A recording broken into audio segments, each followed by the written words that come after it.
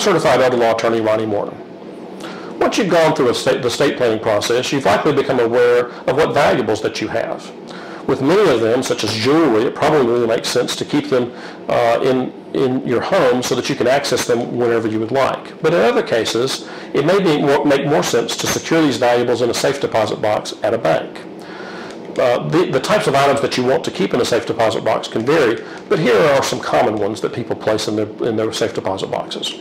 Birth certificates, marriage certificates, social security card, a copy of your will, copies of degrees and professional licenses, copies of divorce and separation papers, military records, deeds, titles, insurance for real estate, deeds, titles, and insurance for vehicles, valuable assets that you don't need to access regularly, like jewelry, coins, guns, stock certificates and bonds, important business documents.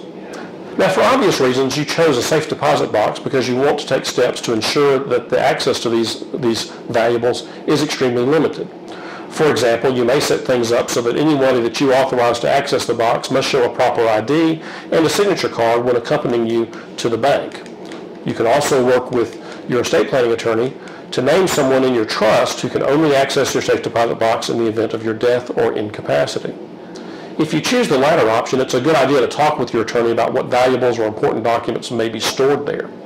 As you can imagine, there are some documents that will need to be accessed immediately if you should become incapacitated or deceased, such as your medical directives or documents related to guardians named for your minor children. Now, because it can take some time to obtain these things from a safe deposit box, an alternate plan needs to be put in place to access these documents. Again, your estate planning attorney will be able to shed some insights into how best handle these types of documents and place them in the appropriate place so that the appropriate people have access to them. I'm certified elder law attorney Ronnie Morton.